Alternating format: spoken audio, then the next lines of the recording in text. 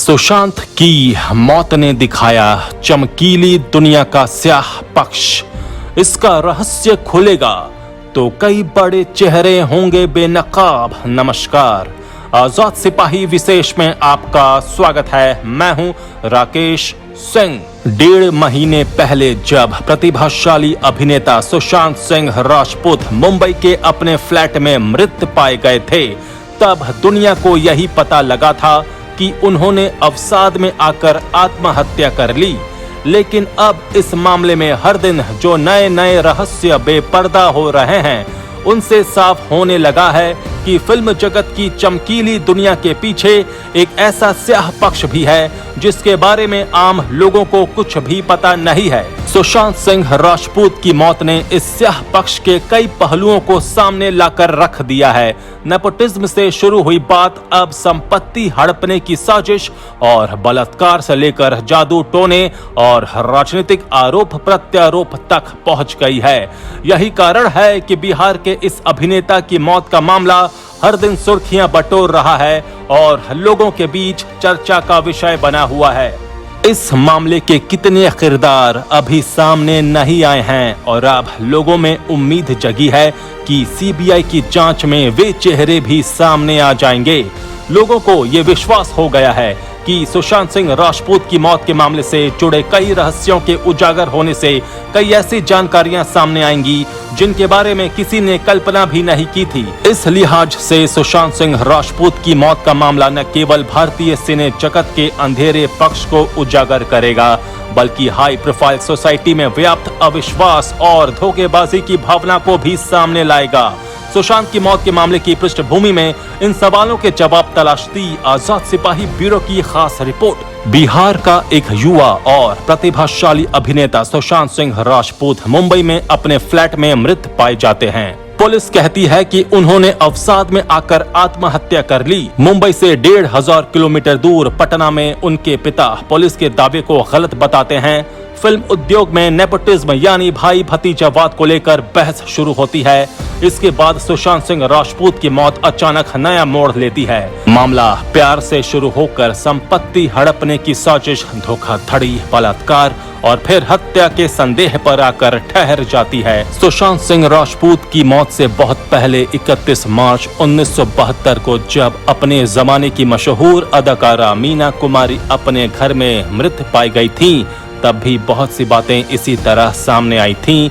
उनकी मौत का कारण भी अवसाद और नींद की गोलियों को बताया गया था।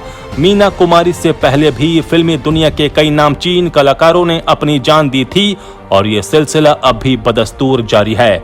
लेकिन सुशांत की मौत इन सब से अलग है, क्योंकि आज तक ऐसी दुखद घटना ने बॉलीवुड की चमकीली दुनिया का स्याह चेहरा नहीं दिखाया था।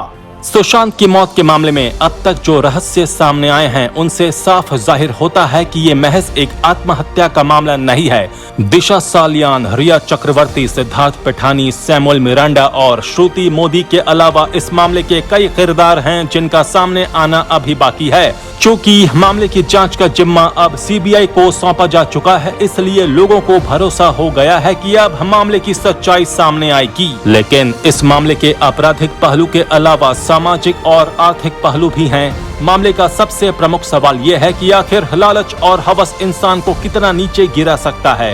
रिया चक्रवर्ती ने सुशांत सिंह राजपूत से मोहब्बत की और उनके साथ उनके फ्लैट में काफी दिन तक रही। इतना ही नहीं, सुशांत की जिंदगी के हर राज में वो हमराज थी, यहाँ तक कि सुशांत को दवा खिलाने की जिम्मेवारी भी उसके पास थी। रिया चक्रवर्ती षड्यंत्र के तहत सुशांत सिंह राजपूत को उनके परिवार से दूर कर दिया और धीरे धीरे सुशांत सिंह राजपूत को कंट्रोल करने लगी। सुशांत के खाते से 15 करोड़ रुपए किसी दूसरे खाते में ट्रांसफर किए गए, लेकिन उनका मकसद अब तक सामने नहीं आया है। यह लालच की पराकाष्ठा है और सामान्य जीवन में इसकी कल्पना भी नहीं की जा सकती है। आज सुशांत सिंह राजपूत के मामले में रिया चक्रवर्ती अपने भाई शौविक चक्रवर्ती के साथ बयान दर्ज कराने के लिए प्रवर्तन निदेशालय ईडी ऑफिस पहुंची थी। ऐसी खबर आ रही है कि रिया जांच में सहयोग नहीं कर रही है। वो ईडी के सवालों के सही जवाब नहीं दे रही है और उसका कहना है कि उसे डिटेल्स याद नहीं है। रिया से 5 साल का इनकम टैक्स रिटर्न दिखाने को कहा गया है। ईडी की पूछताछ में रिया चक्रवर्ती ने कई सवालों के जवाब देने में आनाकानी की। उसे दूसरे राउंड की पूछताछ के लिए अगले सप्ताह फिर से बुलाया जा सकता है। रिपोर्ट्स के मुताबिक ईडी रिया से 3 चरणों में पूछताछ करेगा और सवालों की लंबी लिस्ट तैयार है। ईडी ने सुशांत की पूर्व बिजनेस मैनेजर श्रुति मोदी को भी हाजिर होने को कहा था। वो भी ईडी दफ्तर पहुंची थी, जबकि सुशांत के फ्लैटमेट सिद्धार्थ पिठानी को भी 8 अगस्त को बुलाया गया है। इससे पहले रिया चक्रवर्ती के वकील ने बयान जारी कर मोहलत मांगी थी, लेकिन ईडी के सख्त रवैये के आगे उनकी नहीं चली। रिया के ना पहुंचने की कंडीशन पर उस पर केस दर्ज किया जा सकता था, लिहाजा उसे पहुंचना पड़ा। बता दें कि सुशांत के पिता के सिंह ने एफआईआर में पैसों के हेर फेर की बात भी लिखी थी। रिया चक्रवर्ती की 2018 से 19 की इनकम लगभग 14 लाख है, जबकि उसकी 2 बड़ी प्रॉपर्टी नजर में आई है। ईडी को रिया पर शक है और मनी लॉन्ड्रिंग के एंगल से भी जांच होगी। इस मामले का सबसे खौफनाक पहलू इसका राजनीतिकरण है। महाराष्ट्र का पूरा सरकारी अमला पूरी ताकत से रिया चक्रवर्ती को बचाने में जुटा हुआ है। आखिर ऐसा क्यों किया जा रहा है, ये सबसे अहम सवाल है। बिहार पुलिस की टीम सुशांत सिंह राजपूत की पूर्व मैनेजर दिशा सालियान की आत्महत्या से जुड़ी जानकारी लेने जब मुंबई पुलिस के पास जाती है, तो उसे कहा जाता है कि मामले से जुड़ा विवरण गलती से डिलीट हो गया। क्या मुंबई पुलिस जैसे संगठन से इस गलती की उम्मीद भी किसी को हो सकती है? इतना ही नहीं, बिहार पुलिस की टीम को स्थानीय स्तर पर कोई सहयोग नहीं दिया जाता है और उसके एक एसपी को जबरन क्वारंटीन कर दिया जाता है। हद तो तब हो जाती है जब कॉल डिटेल्स में ये सामने आता है कि मुंबई पुलिस के एक डीसीपी की रिया चक्रवर्ती से कई बार बातचीत हुई है, वो भी सुशांत की मौत के बाद। अब वो सफाई दे रहे हैं कि ये बातचीत बयान दर्ज कराने को लेकर हुई है। अगर बयान ही दर्ज करवाने की ही बात थी, तब वो तो केस के आईओ करते, इसमें डीसीपी का क्या काम? अभिनेता सुशांत सिंह राजपूत केस में जैसे जैसे जांच आगे बढ़ रही है, कई ऐसी बातें सामने आ रही हैं जो न सिर्फ रिया चक्रवर्ती की मुसीबत बढ़ा सकती है, बल्कि कई मौकों पर मुंबई पुलिस को भी सवालों के घेरे में ला रही है। रिया चक्रवर्ती की कॉल डिटेल्स को देख पता चला कि रिया चक्रवर्ती और बांद्रा डीसीपी के बीच 4 बार फोन पर बात हुई है और मैसेज के जरिए भी संपर्क साधा गया है। जो जानकारी सामने आई है उसके मुताबिक रिया ने 21 जून को बांद्रा डीसीपी से फोन पर 28 सेकंड तक बात की थी। 22 जून को डीसीपी ने रिया के लिए मैसेज छोड़ा था। इसके बाद डीसीपी ने 22 तारीख को ही रिया से फोन पर 29 सेकंड तक बात भी की। फिर 8 दिन के बाद फिर डीसीपी की तरफ से रिया चक्रवर्ती को फोन मिलाया गया, तब 66 सेकंड तक दोनों के बीच बातचीत हुई। इसके बाद कुछ दिनों तक दोनों ने एक दूसरे से कोई बात नहीं की, लेकिन 28 जुलाई को एक बार फिर रिया की तरफ से डीसीपी को फोन मिलाया गया। इन फोन कॉल्स पर मुंबई पुलिस का कहना है कि ये कॉल रिया को जब बांद्रा पुलिस स्टेशन और सांता क्रूज स्टेशन बुलाया गया उस वक्त का है।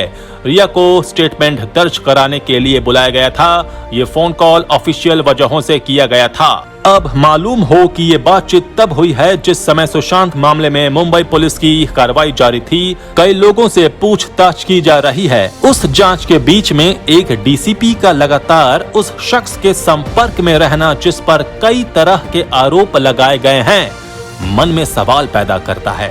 सवाल तो ये भी उठता है कि 28 सेकंड, 29 सेकंड, 66 सेकंड, 61 सेकंड के बीच ऐसी कौन सी जानकारी दोनों के बीच साझा की गई थी? रिया ने डीसीपी से क्या बात की? डीसीपी ने क्यों लगातार रिया से संपर्क साधा? अब ये सारे वो सवाल हैं जिनके जवाब तो या खुद रिया दे सकती है या फिर डीसीपी। लेकिन इन कॉल डिटेल्स को देख सभी के मन में कई तरह के सवाल तो उठ गए हैं। मुंबई पुलिस की मुसीबत भी बढ़ सकती है। मुंबई पुलिस प्रशासन का ये चेहरा आज देश में उसे उपहास का पात्र बना रहा है। मुंबई पुलिस प्रशासन का ये रवैया कहीं न कहीं उसे संदेह के कटघरे में खड़ा करता है। लोगों को अब विश्वास हो चला है कि सुशांत सिंह राजपूत की मौत के मामले में कुछ न कुछ ऐसा है जिसे छिपाने का प्रयास किया जा रहा है। ये वाकई दुर्भाग्यपूर्ण है कि एक शख्स की मौत पर राजनीतिक रोटियां सेकी जा रही हैं। मौत के पीछे के रहस्यों को सामने लाने की बजाय अधिकार क्षेत्र और आरोप प्रत्यारोप हो रहा है।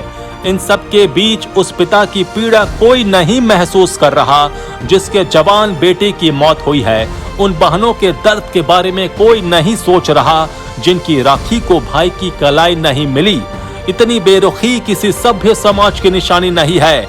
शायद मुंबई की चमकीली दुनिया भी इसी श्रेणी का समाज है। आजाद सिपाही में अभी इतना ही। खबरों की और भी अधिक जानकारी के लिए आप पढ़ते रहिए अपना लोकप्रिय दैनिक अखबार आजाद सिपाही। आप हमारे इस YouTube चैनल को जरूर सब्सक्राइब करें। आप हमारे Facebook पेज को भी जरूर लाइक करें। जुड़े रहिए आजाद सिपाही के साथ। धन्यवाद।